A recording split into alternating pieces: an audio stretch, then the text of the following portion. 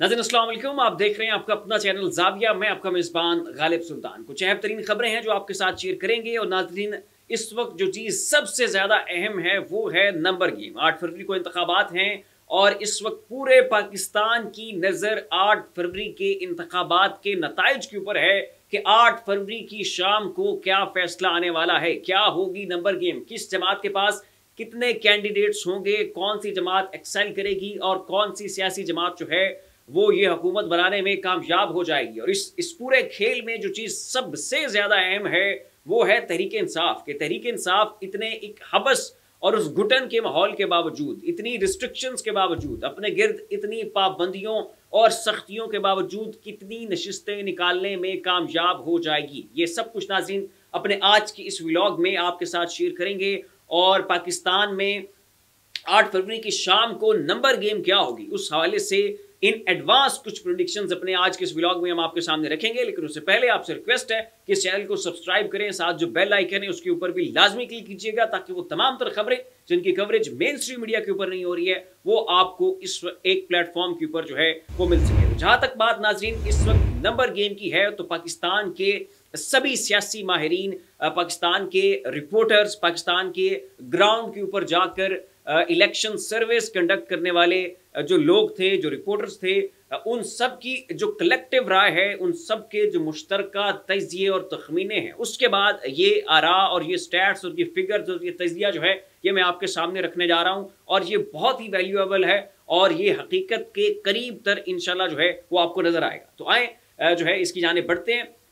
इस वक्त नाज़रीन जो कौमी असम्बली की टोटल नशिस्तें हैं वो है 336, जिसमें से बलूचिस्तान की कौमी असम्बली की नशिस्तें हैं 20, केपी जो है वो नशिस्तें हैं 55, पंजाब की ये नशिस्तें हैं 173 और सिंध की ये 75 नशिस्तें हैं जो कि कौमी असम्बली की। तो इस वक्त नाज़रीन सियासी माहिरीन के बकौल, उनके बकौल ये कहा जा रहा है कि अगर नून लीग ने हद जोर लगाया और इनके बैलेट पेपर्स जो हैं वो बैरूनी मदद से भर दिए गए, इनके डिब्बे भर दिए गए और इनको रियायती नंबर भी दिए गए, इजाफी नंबर भी दिए गए, उसके बावजूद भी ये 100 नशिस्तों से ज़्यादा स्कोर नहीं कर पाएंगे। 100 से ज़्यादा नशिस्तें कौमी असम्बली की ये नहीं ले पाएंगे। तो 336 में से अगर 100 निकाल दें तो बाकी बच गई नाज़रीन 236। अब उस 236 का क्या मामला होगा, वो इस तरह से होगा नाज़रीन कि अगर पाकिस्तान पीपल्स पार्टी वो भी हद जोर लगा ले, अपनी पूरी जान लगा दे और उसमें भी उसको रियायती नंबर मिल जाए, उसके डिब्बे भी जो है वो बैरूनी मदद से भर दिए जाएं और फिर तमाम तरह इत्तेहादी जिसमें MQM शामिल है, जिसमें इस्तेकाम पाकिस्तान पार्टी शामिल है, जिसमें ANP शामिल है, जिसमें GDA शामिल है, इन तमाम तर बड़ी बड़ी सियासी जमातों को मिला के इनका गठजोड़ बना लें, तब भी PP समेत ये 100 से ज़्यादा स्कोर नहीं कर पाएंगे। तो 100 नशिस्तें हो गई, नून लीग की 100 नशिस्तें हो गई, पीपल्स पार्टी और इनके साथ तमाम जो भानुमती का कुंबा है उनकी, तो टोटल ये जो है बना लेंगे 200 नशिस्तें। अब 200 नशिस्तों के बाद फिर 136 नशिस्तें बच जाएंगी और ये कौन होंगे? ये होंगे तहरीक इंसाफ के आज़ाद उम्मीदवार और ये मिलकर बनाएंगे पाकिस्तान की हुकूमत की सबसे मजबूत तरीन अपोजिशन जो कि आज तक पाकिस्तान की तारीख ने नहीं देखी होगी। और इनकी इस मजबूत अपोजिशन का नाज़रीन हुकूमत को बहुत बड़ा नुकसान होगा।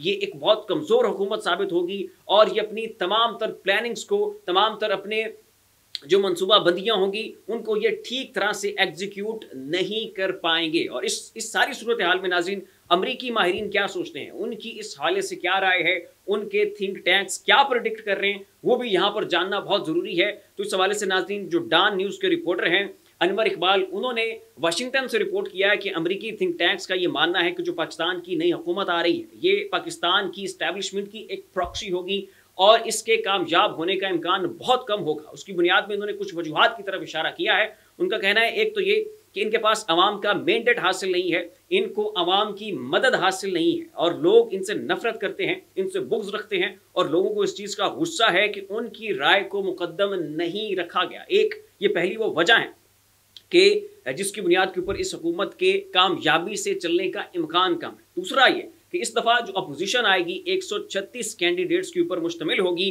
वो बहुत मजबूत होगी। अवाम के अंदर पहले ही बहुत गुस्सा है, बिजली के बिल बढ़ेंगे, गैस के बिल बढ़ेंगे और शाय खुर्दनोश की कीमतें बढ़ेंगी, IMF का दबाव आएगा और ऐसी सूरत हाल में हुकूमत को बहुत मुश्किल फैसले लेने होंगे, बड़े कठिन मराहिल होंगे।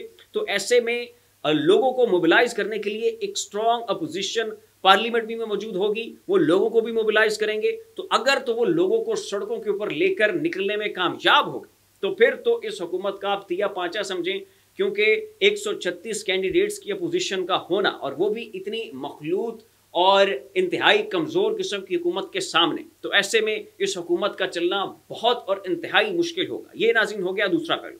तीसरा पहलू जिसकी तरफ अमेरिकन इस्टेब्लिशमेंट और उनके थिंक टैंक्स ने इशारा किया है, उनका ये कहना है कि ये वही भानुमती का कुंभा है, ये वही स्टेटस को है कि जो पिछले 75 साल से इस हुकूमत के ऊपर राज है। इस हुकूमत जो है ये मिलकर पाकिस्तान के ऊपर हुकूमत कर रहे हैं, पाकिस्तान के ऊपर मुसल्लत हैं। तो अगर इन्होंने पिछले 75 सालों में पाकिस्तान में कुछ नहीं किया तो अब आके इन्होंने कौन सा कुछ है वो तीर मार लेना है। और ये वही नवाज शरीफ साहब हैं जो पहले 3 मरतबा मुल्क के वज़ीर आज़म रह चुके हैं और आज आके इन्होंने मुल्क को क्या दिया, एक मोटरवे। अभी फैसलाबाद में ये आए थे और ये कह रहे थे कि जनाब यहाँ पर आपको दाएं जाने भी मोटरवे देंगे, बाएं जाने भी मोटरवे देंगे, आगे भी मोटरवे देंगे, पीछे भी मोटरवे देंगे। फिर मोटरवे को चाटना है, मोटरवे आपके बच्चे भी पढ़ाएगी, मोटरवे आपको सेहत भी देगी, मोटरवे जनाब आपकी तमाम आपका बेसिक लिविंग स्टैंडर्ड भी आपको दे देगी। मोटरवे के अलावा पाकिस्तान में काम ही कोई नहीं।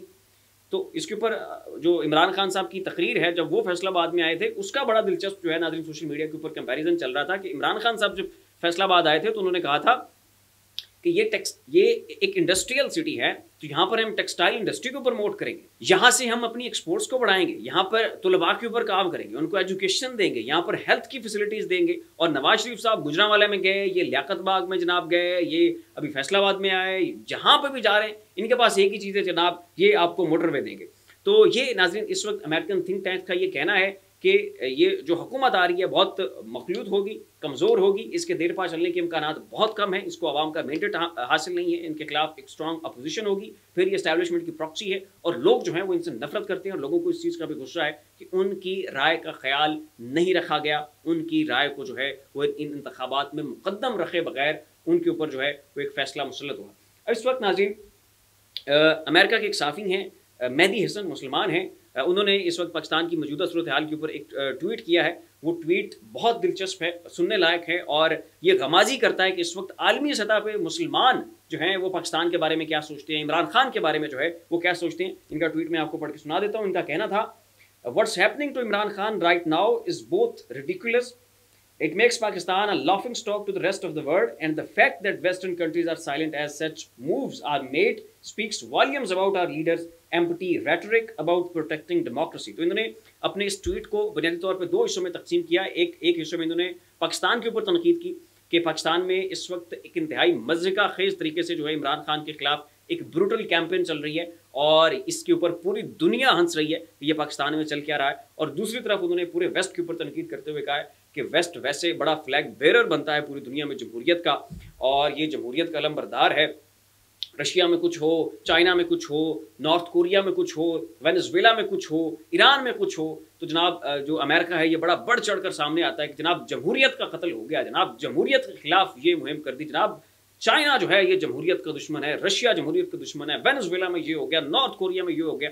लेकिन अब पाकिस्तान में क्या कुछ हो रहा है, जमहूरियत के टुकड़े टुकड़े कर दिए गए। और जब अमेरिका के वज़ारत ख़ारजा के तर्जुमान से इस हवाले से सवाल होता है तो वो कहते हैं कि ये जनाब पाकिस्तान का अंदरूनी मामला है। और इसके ऊपर अमेरिका के एक सहाफ़ी नाज़रीन रायन ग्रिम ने फिर अमेरिकी तर्जुमान से कहा कि जनाब वेनेजुएला में जब ऐसी कोई सूरत हाल हो तो तब तो आप नहीं कहते कि ये अंदरूनी मामला है, लेकिन अब जब पाकिस्तान में ये सारा कुछ हो रहा है और जमहूरियत वहाँ पर तहक़ीक़ की जा रही है तो अब आप कह रहे हैं कि जनाब ये पाकिस्तान का मामला।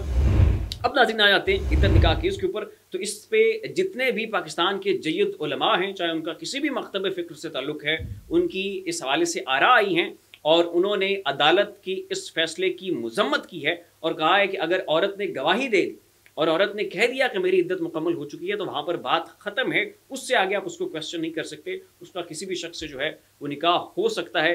तो यहाँ पर अदालत ने एक शरई पहलू की गलत तशरीह करके इस्लाम के साथ मजाक किया है, इस्लाम के साथ ज्यादती की है। नाज़रीन ये कहना था पाकिस्तान के तमाम तर मकातब फ़िक्र के सरबराहों और रहनुमाओं का। नाज़रीन जो MWM मिलत रसीयों के रहनुमा हैं, सरबराह हैं MWM के, राजा नासिर अब्बास, उनका भी यही कहना है, उन्होंने यही कहा है कि जनाब औरत की गवाही आ गई तो ये काफ़ी है और आपने ये शरई पहलू की गलत तशरीह की है। उसके बाद नाज़रीन फ़िक़्ह हनफिया के आलिम दीन हैं कारी जवार बहादुर साहब, उनकी भी यही राय है। मुफ्ती फजल हमदर्द, उन्होंने भी ठीक यही कहा। जावेद अहमद गामदी साहब, उनकी भी इनसे मिलती जुलती राय थी। अमीन शहीदी नाज़रीन, उन्होंने भी यही मौक़िफ़ दिया है कि एक गलत तरीके से केस को चला के इस्लाम के एक बहुत ही हसास और शरीफ पहलू की गलत तरीके से तशरीह करके एक शख्स को जो है वो पोलिटिकली विक्टिमाइज़ किया गया है। न सिर्फ ये फैसला काबिल मज़म्मत है बल्कि आपने इसमें दरमियान में इस्लाम को डाल के इस्लाम के भी एक अहम पहलू की गलत तशरीह की है। नाज़रीन, ये कहना था पाकिस्तान के तमाम तर मकातब फ़िक्र के उलमा का और तमाम तर मकातब फ़िक्र के रहनुमाओं का, जिसमें ये राजा नासिर साहब शामिल हैं, जावेद गामदी साहब शामिल हैं, और ये वो नाज़रीन लोग हैं कि MWM के ये सरबराह हैं राजा नासिर। तो ये पूरी एक मिल्लत के एक फ़िक़ा के जो उनकी सियासी जमात है उसके सरबराह भी हैं, न सिर्फ आलिम दीन है बल्कि सियासी जमात के भी सरबराह। तो उनकी नाज़रीन इसके ऊपर ये राय है। अगली खबर नाज़रीन ये है कि इस वक्त तहरीक इंसाफ ने पूरे पाकिस्तान के लिए एक ऐप लॉन्च की है जिसका नाम है राब्ता ऐप। तो अगर आप इसको डाउनलोड करेंगे तो अगर इंटरनेट बंद हो जाता है तो ये ऑफलाइन भी चलेगी, और इसका फ़ायदा ये होगा कि आप किसी भी वक्त इसको ऑन करके, चाहे इंटरनेट हो ना हो, आप अपने हल्के के कैंडिडेट का नाम और उसका इंतखाबी निशान जो है वो आप देख सकते हैं। तो ये सर्विस उन्होंने इसलिए मुतारिफ़ करवाई है कि अगर इंटरनेट बंद कर दिया जाता है तो उस सूरत में जो है आप ये ऐप अपने पास इंस्टॉल रखें और अपने दोस्तों वगैरह को भी बताएं कि ये ऐप आप इंस्टॉल कर लें, और इंटरनेट ना होने की सूरत में भी ये आपको अपने इलाके के कैंडिडेट और उसके इंतखाबी निशान के हवाले से बताएगा, ये ऐप बताएगी। अगली खबर नाज़रीन ये है कि जो मलकू साहब हैं वो तो जनाब इमरान खान साहब के हाथ धो के पीछे ही पड़ गए। उन्होंने अब इमरान खान के लिए 5वां गाना जो है वो रिलीज़ कर दिया है, और देखते ही देखते ये गाना भी जो है वो मिलियंस व्यूज़ की जानिब अपना सफ़र जारी रखे हुए। इनका पहला गाना आया, फिर दूसरा गाना आया, फिर तीसरा गाना आया, फिर चौथा गाना आया, अब जनाब इमरान खान साहब के लिए 5वां गाना आया। और पहले मलकू को पूरे पाकिस्तान में कुछ जानता ही नहीं था। इनकी शायद ही जो है कोई बंदा हो जो इस सतह पे इस वक्त पाकिस्तान में पॉपुलैरिटी एंजॉय कर रहा हो, कोई सिंगर हो, तो वो जनाब इस वक्त मलकू साहब है कि हर तरफ इनका नाम बज रहा है। और वजह एक ही है कि उन्होंने इमरान खान के ऊपर गाना गा दिया है, और ये भाई अब जनाब इमरान खान के पीछे पड़ गए हाथ धो के, और उनकी जान ही नहीं छोड़ रहे। अब इनका चौथा गाना जो है इमरान खान के ऊपर रिलीज़ हो गया, और वो गाना भी जो है अब हिट हो रहा है। अब उसके कट पीसेस निकलेंगे, वो यूट्यूब के ऊपर चलेंगे, वो ट्विटर के ऊपर चलेंगे, वो फेसबुक के ऊपर चलेंगे, वो यूट्यूब के शॉर्ट्स में चलेंगे। और उसमें ये खुद एतराफ़ भी कर रहे हैं अपने उन गानों में कि मैंने इमरान खान का नाम लिया और नाम लेके जनाब मैं मशहूर हो गया। पहले मुझे जानता कोई नहीं था, अब मुझे पूरी दुनिया जानती है। और मैंने इनके चैनल के, इनका जो यूट्यूब चैनल है उसके स्टैट्स चेक किए, उसके ऊपर तो कोई सब्सक्राइबर ही कोई नहीं थे। और इनकी जो इमरान खान के ऊपर गाना गाने से पहले इनके जितने भी जो गाने हैं उसकी व्यूवरशिप ही नहीं थी। लेकिन जब से इन्होंने इमरान खान के ऊपर गाना गाया है, एक तो इनके सब्सक्राइबर्स में एकदम बहुत बड़ा शिफ्ट आया, और इसके साथ ही जो इनकी वीडियोस के व्यूज़ हैं वो मिलियंस में जाना शुरू हो गए हैं। तो ये जनाब इमरान खान अब एक ब्रांड है, और जो भी उसके साथ लगता है, जो भी उसके नाम लेता है, उसको जनाब दुनिया उठा के अपने कांधों के ऊपर बिठा लेती है, और जो उसके साथ ज्यादती करता है उसका हाल फिर जहांगीर तरीन और लीम खान वाला। ऐसी मजीद वीडियोज़ और खबरों के लिए देखते रहिए हमारा यूट्यूब चैनल, फेसबुक पेज। इसी के साथ अपने मेज़बान को इजाज़त दीजिए, अपना ख्याल रखिएगा। अल्लाह हाफ़िज़।